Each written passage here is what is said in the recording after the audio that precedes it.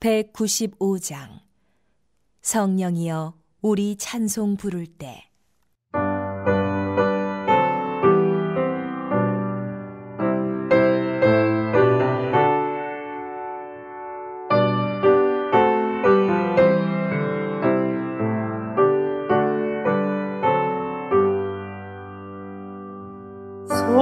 성령이여 우리 찬송 부를 때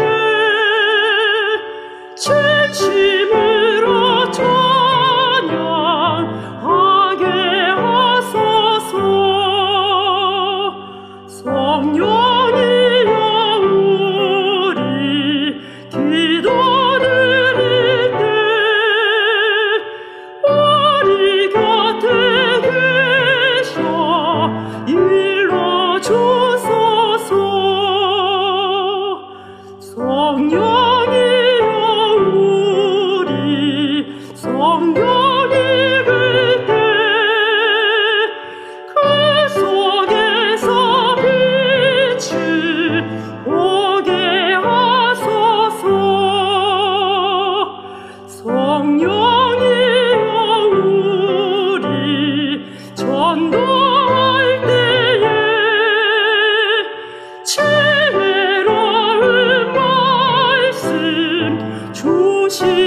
주시옵소서. 성령이여 우리 겸손해져서 우리 주와 같이 되게 하소서.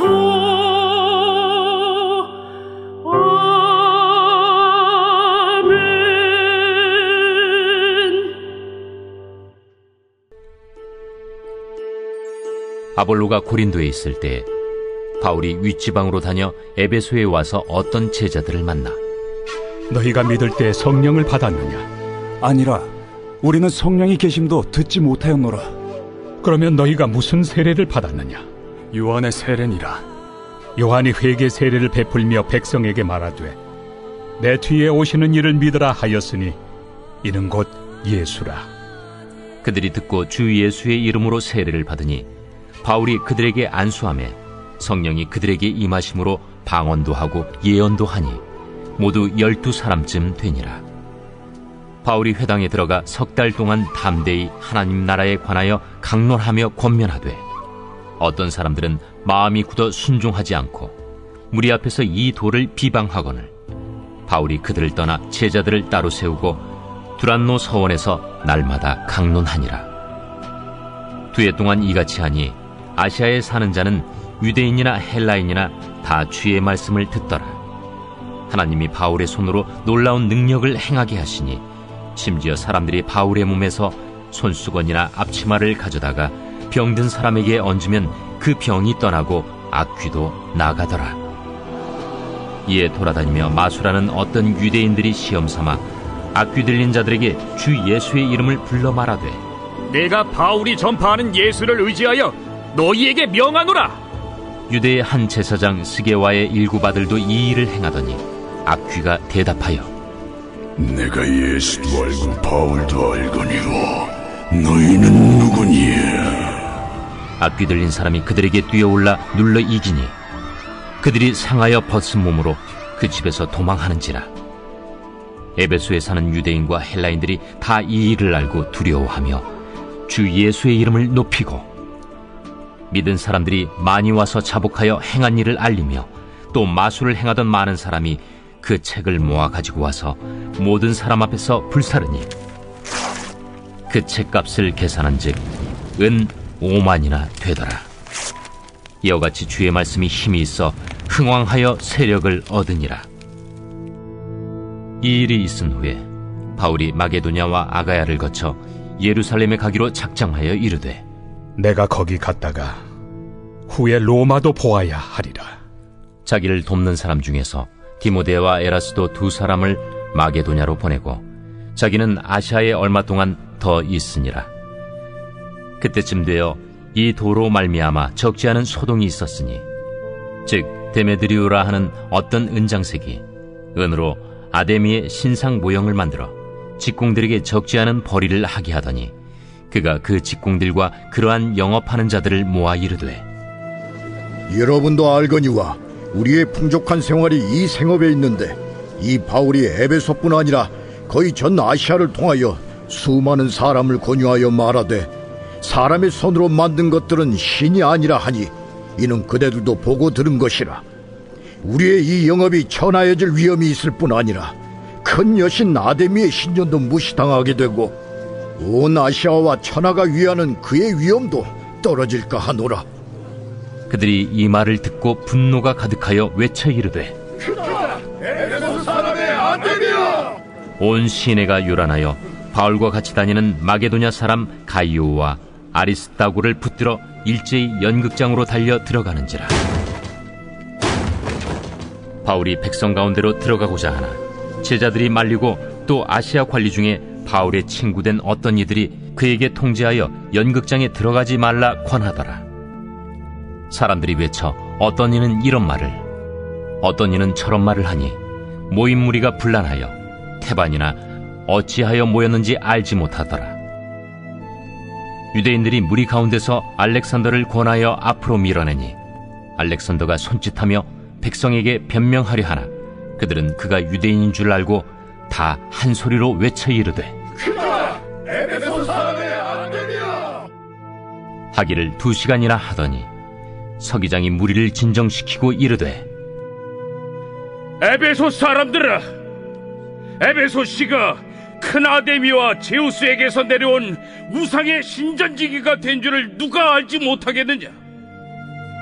이 일이 그렇지 않다 할 수 없으니 너희가 가만히 있어서 무엇이든지 경솔이 아니하여야 하리라. 신전의 물건을 도둑질하지도 아니하였고 우리 여신을 비방하지도 아니한 이 사람들을 너희가 붙잡아 왔으니 만일 데메드리오와 그와 함께 있는 직공들이 누구에게 고발할 것이 있으면 재판날도 있고 총독들도 있으니 피차 고소할 것이요, 만일 그 외에 무엇을 원하면 정식으로 민회에서 결정할지라. 오늘 아무 까닭도 없는 이 일에 우리가 소요 사건으로 책망받을 위험이 있고 우리는 이 불법 집회에 관하여 보고할 자료가 없다 하고 이에 그 모임을 흩어지게 하니라.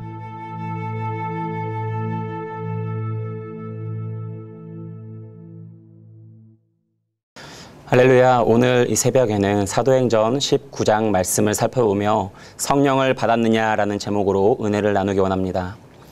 오늘 바울은 에베소에서 만난 어떤 제자들에게 묻고 있습니다. 너희가 믿을 때에 성령을 받았느냐? 그러나 제자들은 성령이 계심을 듣지도 못했다고 말하고 있습니다.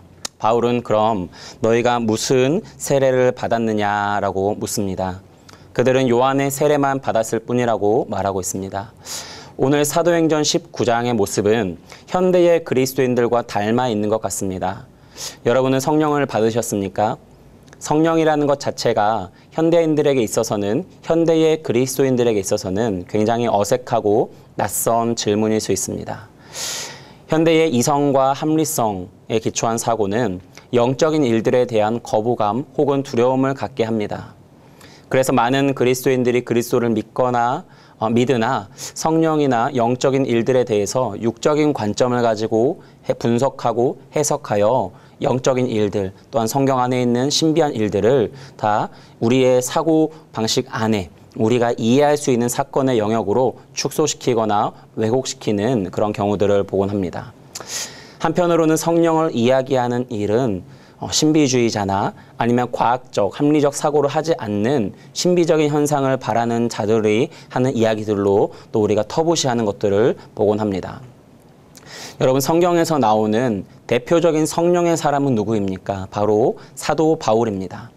바울은 누구보다도 이성적이고 합리적인 사람이었고 언변에도 뛰어난 자였습니다. 그러나 그가 다메섹으로 가는 길 위에서 예수님의 그 영으로 그 환상 가운데에서 회심하고 그가 거듭난 일, 누구보다도 분명한 체험, 영적 체험을 가지고 있었던 사람이었다고 우리는 알고 있습니다.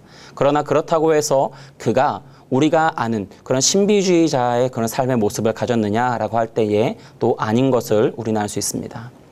바울은 분명한 이성과 합리성 그리고 지식과 언변을 바탕으로 사역했으나 그의 모든 사역의 중심에는 그의 힘과 능력이 아닌 성령의 힘과 성령의 능력으로 사역했다는 것을 우리는 또한 알 수 있습니다.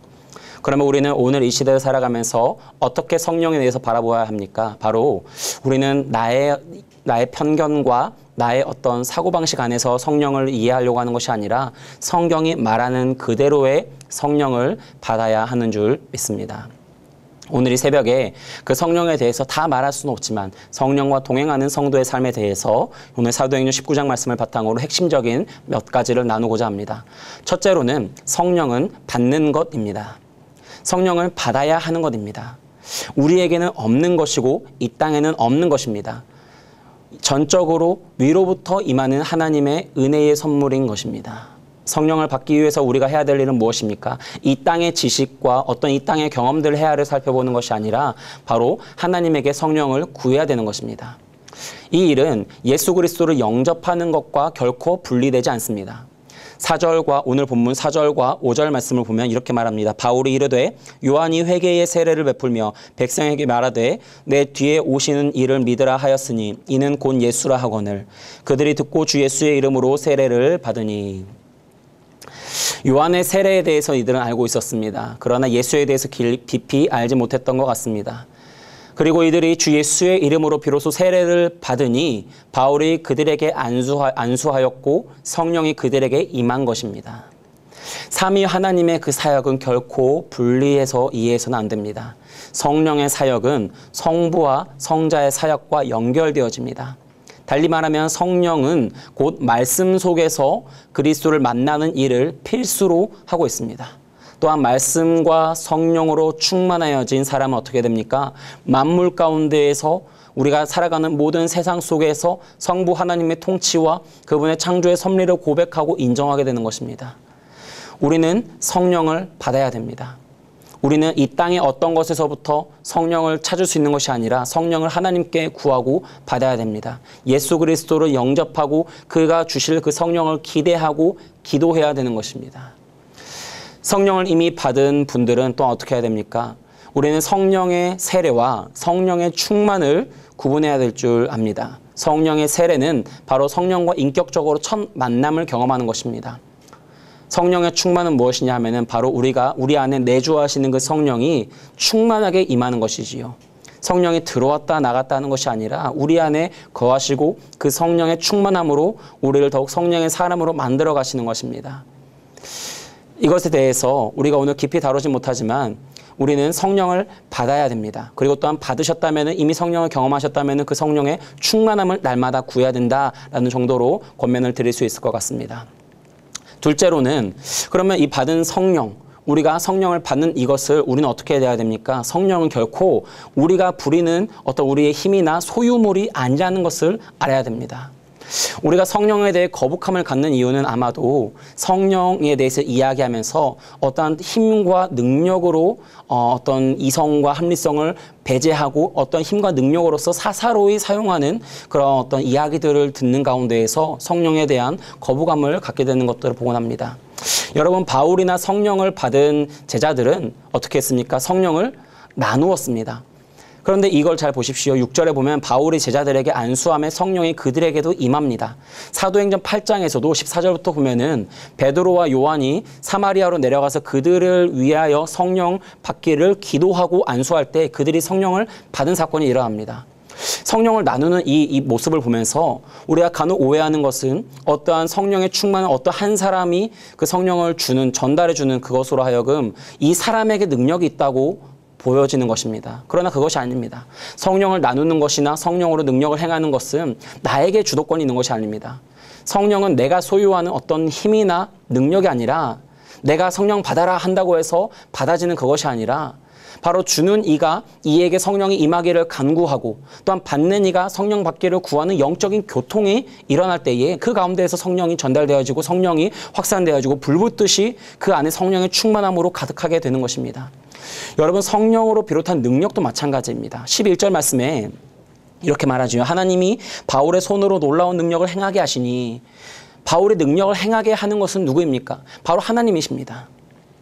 바울이 성령을 전하고 성령의 능력으로 병든 자를 고치고 귀신을 쫓는 이 일은 바울에게 능력의 근원이 있는 것이 아니지요.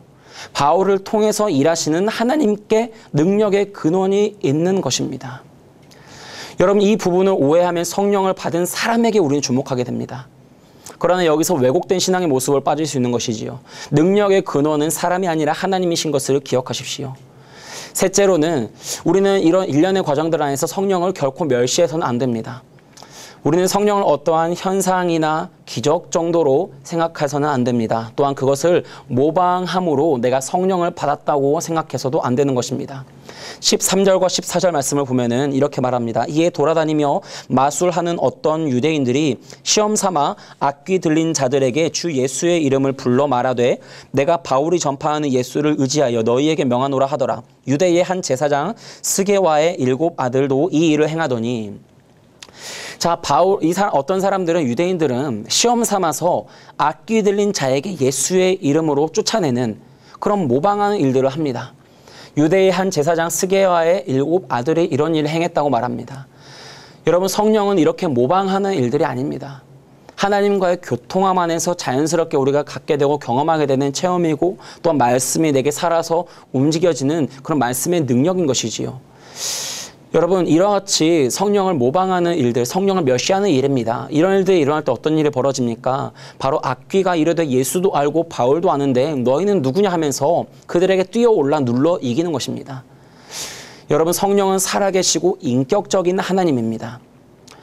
겉으로부터 보이는 현상을 모방한다고 해서 성령이 임하거나 충만해지는 것이 아닙니다. 또한 성령은 내면에서부터 하나님과의 교제가 있을 때에 그 성령의 능력이 나를 통해서 나타나는 것이지, 하나님과의 그런 인격적인 관계와 그런 믿음과 그런 말씀과 기도의 생활이 없이 그냥 갑자기 임하는 그와 같은 것들이 아니라는 것이지요.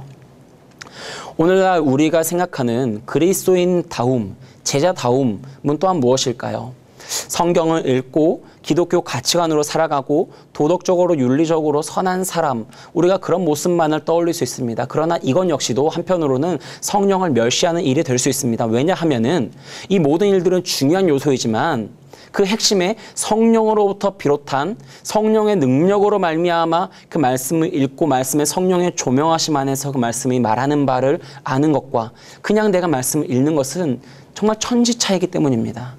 기독교 가치관으로 살아간다고 해서 우리가 사랑과 또 선행과 또 도덕적으로 윤리적으로 세상에 덕을 끼치기 위해서 선한 모습으로 살아가는 일들 아주 좋습니다. 그러나 일들이 성령으로부터 비롯하지 않으면은 육신의 일로서 나의 의를 위한 일이 될 수 있다는 것이지요.